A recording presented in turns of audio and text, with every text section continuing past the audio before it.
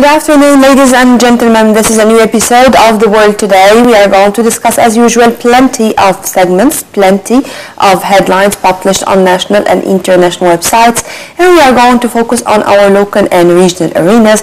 But let me first welcome our dear guest live here in the studio, Dr. Hiba Zahran, our political analyst of this episode and the expert in human resources and development.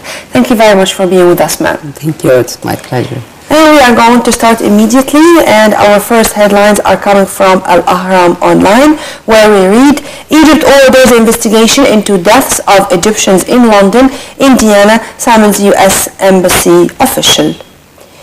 Here we are with Egypt's top prosecutor, Councillor Nabil Sadiq, who ordered an investigation into the death of two Egyptians who died under suspicious circumstances earlier this month in the United States and in the UK. The investigations are taking place already, and it's the legal procedures we are taking, but here the double measures are working if we are going to speak about the international community. We have not heard about the international community condemning what happened to the Egyptians as they did with the Regeni case. Both are human beings, and both were exposed, unfortunately, to abuse or to a crime. How do you see this?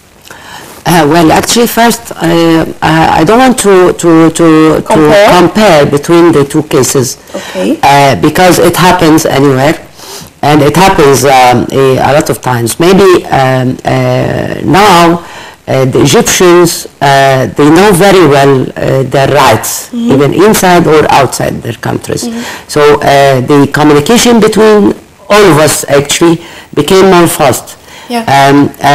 The case in London, we know the name of the young man, and their family are known, and they're living there. Actually, we're having a case for our Egyptian young man in USA, mm-hmm. because till now we're still hearing about announcing from the embassy of Egyptian embassy or USA embassy announcing everybody that if anyone knows any information, private information about the guy, please contact us. Mm-hmm. That means that the guy in America, we don't have a full information and full file mm-hmm. Of his stay there, why he's there, he's doing what, we don't know actually. Mm-hmm. So here we have to put our finger in a major problem, mm-hmm. which is we always announcing for the whole Egyptian are traveling, even for traveling or to stay on board. Please, the first thing you have to do is go to your Egyptian embassy mm-hmm. over there, wherever the country you are going to, mm-hmm. and please write your full information. Put a copy from your passport. Inform them officially that I'm Egyptian, I'm here, and whatever the country for doing that and that. Mm-hmm. So this is very important, which is when we face a case like this, we know our people. Details about our citizens. Yes, exactly. Yeah. So this is very important. We have to refresh our database about our Egyptian around the world. Yeah, but I mean regarding even how the media is tackling this issue. How do you see the media tackling this issue, whether inside or outside? Inside, we are doing actually our job, because the whole media, even the newspapers, are talking about the case, and we are very interested to know the steps and developments for the research, what's happening. Outside, we still need to ask. This is not that much announced. Mm-hmm. So why there is a question mark here? There's a question mark, but yeah, sure. I think tomorrow is another day, and we will discover what's going on. Yeah. Before leaving this issue, I think also that our diplomacy has a role. Our diplomatic missions, whether in the UK or in the United States, and the also reaction of our foreign ministry. How do you see this reaction, whether on that side or in this one? Actually, from our side, I can say that we are doing very good. The embassy is doing their job. They are following the case day by day. Even our president, he's taking care about the case, and he gives the instructions for the investigation, and he's very interested to know the results of the investigation. So we have done our part. Again, from the other side, a big question mark. From The Guardian, we continue to read, but this time it's about Syria. Aleppo airstrikes continue amid renewed violence in the second Syrian city. Airstrikes continue to hit areas in Aleppo and shelling the government health areas.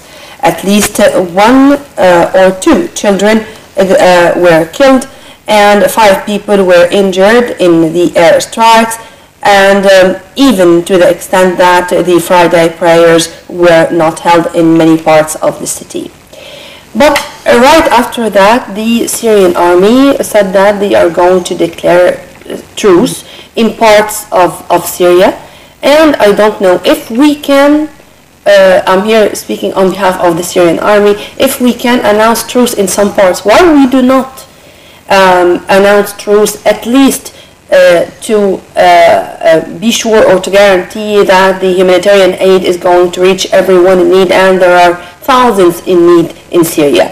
But to the extent that even the Friday prayers are not held, meaning that we are going from bad to worse. How do you see this? Actually, yes, you're totally right. Especially that yesterday, UK announced that they are not responsible for any of what's happening during the last couple of days in Syria. Again, America announced that they are not responsible.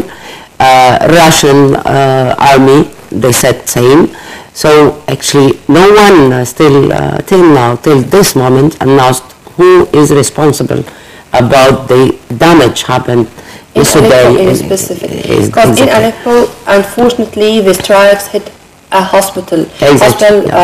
Directed by Doctors Without Borders, 27 people killed, and today more also were killed. Also, they are all civilians. Then it has nothing to do with the fighters or the militants or whoever. I mean, you name them, whatever it goes. But those who are paying the dear price are the civilians. So then, what to do? Is it to depend on those on the ground as the fighters of the army to declare a truce, or also once again to wait for the external or the foreign sides to declare the truce or to announce a ceasefire?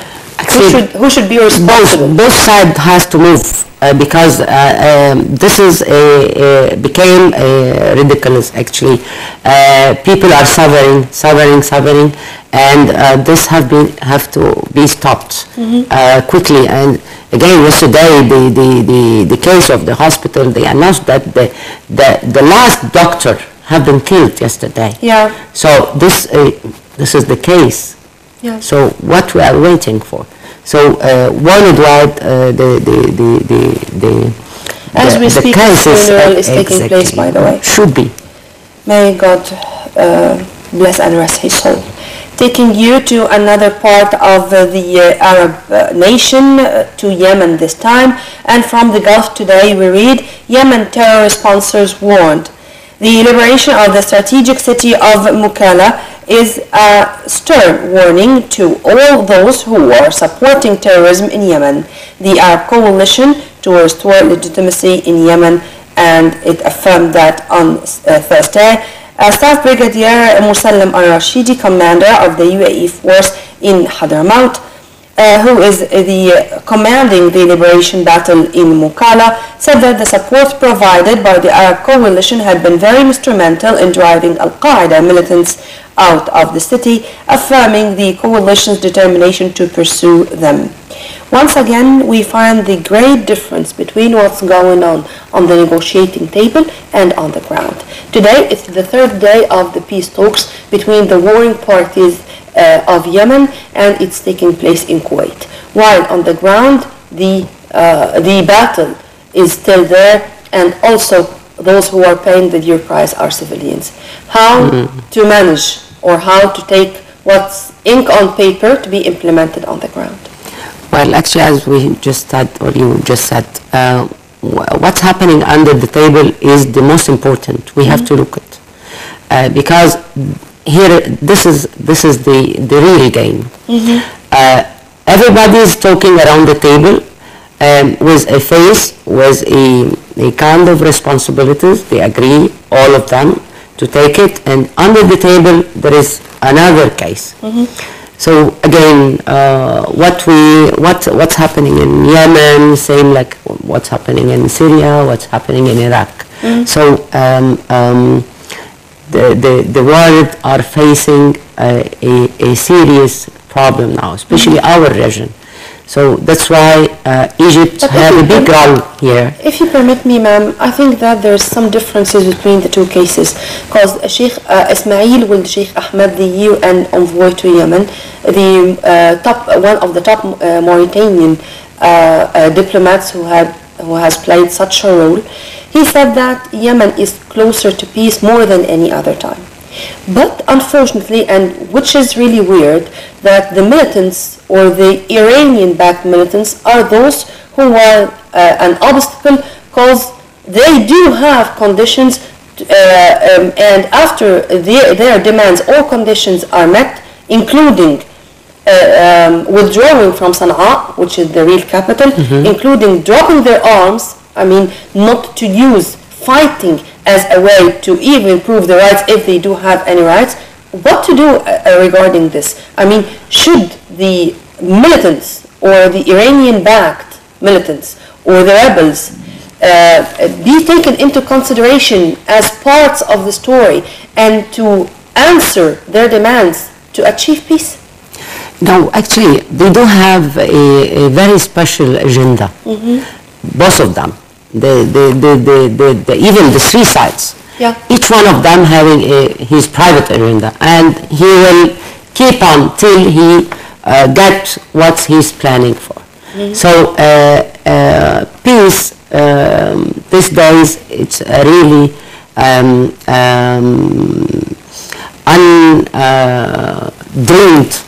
Yeah. Or we can say that far from being reached? We are very far now, or especially in those two areas.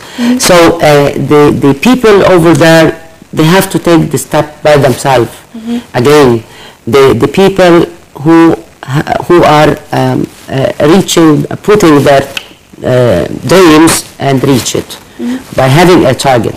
So they have to take the step. I mean, ma'am, the picture in Yemen as if it is turned upside down. Now the international community would blame the Saudi-led coalition of killing civilians, while they are taking into consideration the Houthi militants to be part of the negotiations and to be part of the so-called peace talks. Where are the Yemenis? Who should decide? And if the Yemenis who should decide, how I can consider Ali Abdullah Saleh, the former Yemeni president, as a part of the story, while the internationally recognized government or leadership of Abu Mansur Hadi, they cannot do what Saleh is doing on the ground.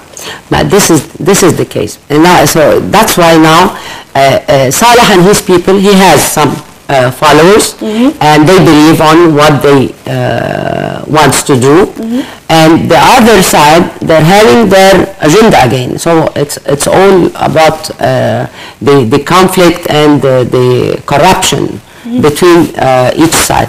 So the Yemeni people, again, the Yemeni people have to decide their life, how it goes now. You know, before leaving this issue, ma'am, the Yemeni issue, exactly it started on the 26th of March 2015.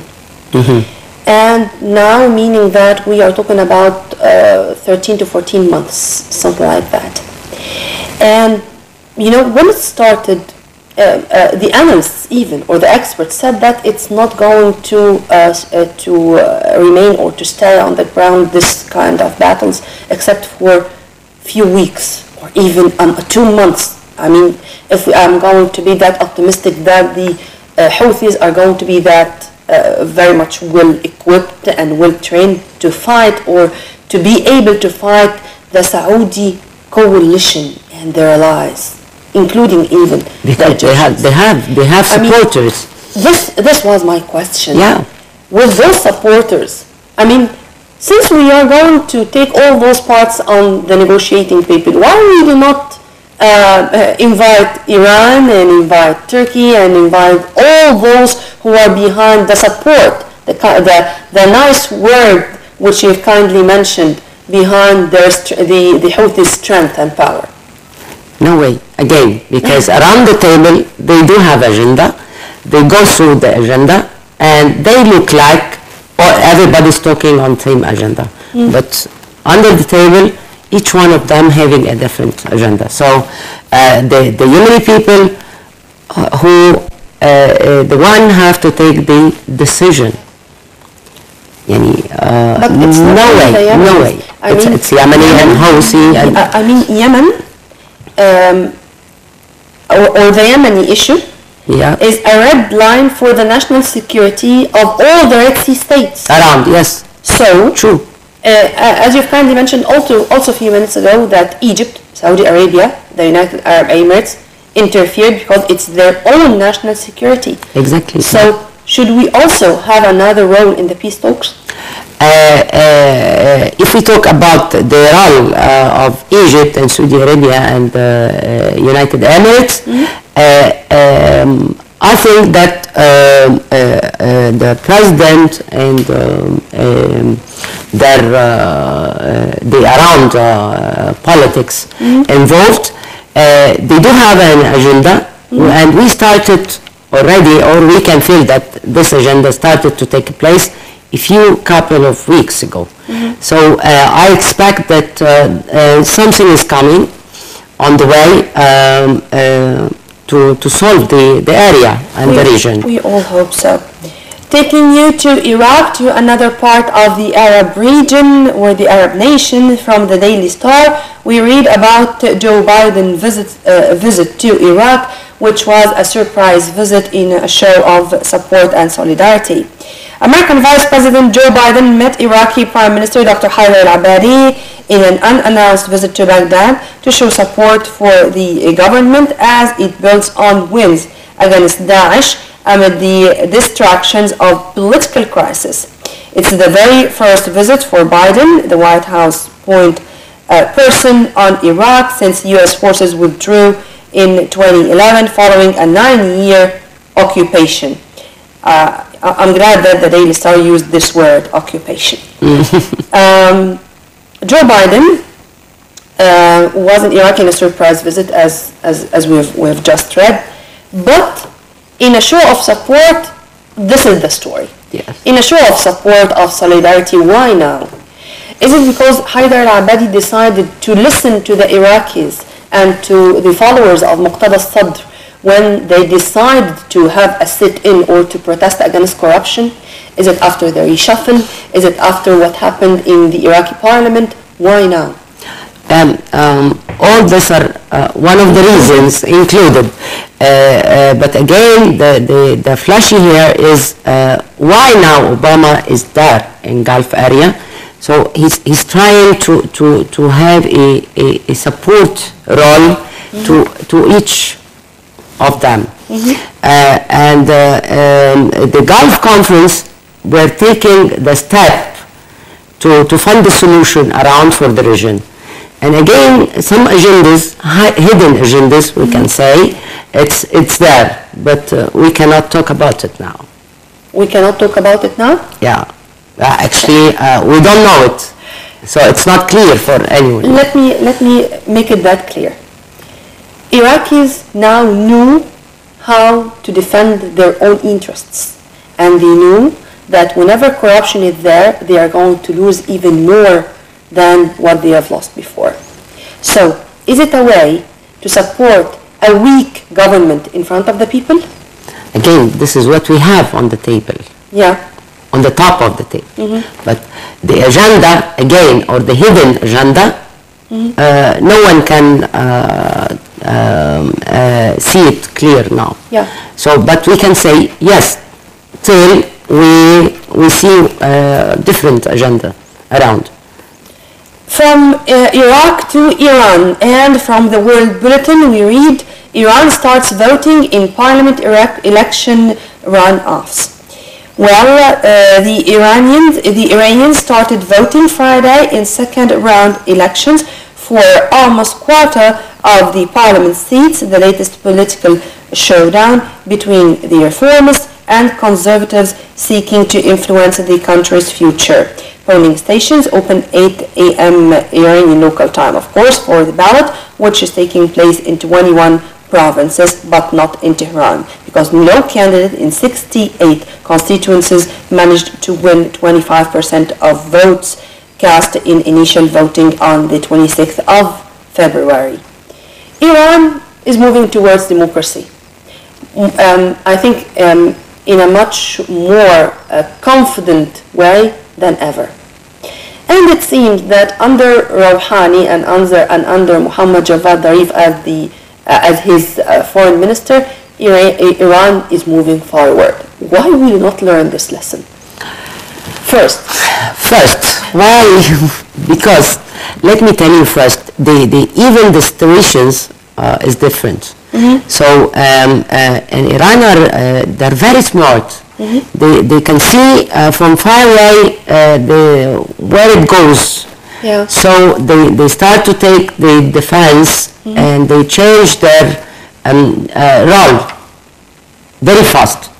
But for us, from our side, or for the rest of the region, they do have a lot of problems. They don't have the time to sit and think, where are we? And how we should go. So there is no time for them to learn the lesson even. I mean, Iran, whenever we are talking about the nuclear agreement, it was a historic agreement which took place, of course, after years of disputes, but now it's okay. And they are going to move forward after lifting the sanctions. And now it's democracy regarding the polls. Even it's unexpected, you cannot expect the results. Don't you think that this is a move forward which should be a lesson to all the Arab region to learn from? Yeah, politics point of view, yes, we should. Yeah, but again, different agendas. So let's see what's going around in each different you meeting. mentioned politics, ma'am. It's a game. America was with a huge presence in the Gulf to say to their Gulf allies, we are with you and we are against any intervention into your internal affairs, and of course they were referring to Iran. The GCC said that bluntly in its final communique. Yeah. But on the ground, the case is totally different. Iran is having economic accords signed with huge powers in the whole world, and with America they are now in good terms. How the Arabs can manage this, or at least to take care of what's going on, not to let any international power intervene into their internal affairs, and in the same time not to have more hostilities. Politics, we need to play. To learn politics? To learn, and no, not to say, I cannot say learn, because we are very good in politics, but we need to play it smart, more smarter, and more faster. We have to think about the situations and taking a quick response for each case in a little bit quicker and faster and smarter, so we can reach the differences and the changes around us. How do you see already the intervention of Iran in many parts of the Arab world? I mean, whenever it comes to Syria, you are going to find a very tangible intervention. Hezbollah in Lebanon, the Houthis in Yemen, such the footprints of Iran are there. Is this a smart way of playing in the Arab nation and to have their, as I said, influence, even an indirect way, or this is not going to benefit Tehran? No, of course. This is very important point for them. So they have to put their fingerprint in every single place, because they're still looking around how to play the big game with the whole region, to win with the big piece of Cake. Yes. Well, Dr. Hiba Zahran, our political analyst of this episode of The World Today, thank you very much for your input. Thank you very much. By this we come to the end of The World Today. Only today. Tomorrow is another day with another staff. Stay tuned only on Nile TV International always for more updates. And for more details, please log on to www.nileinternational.net. Many thanks for watching.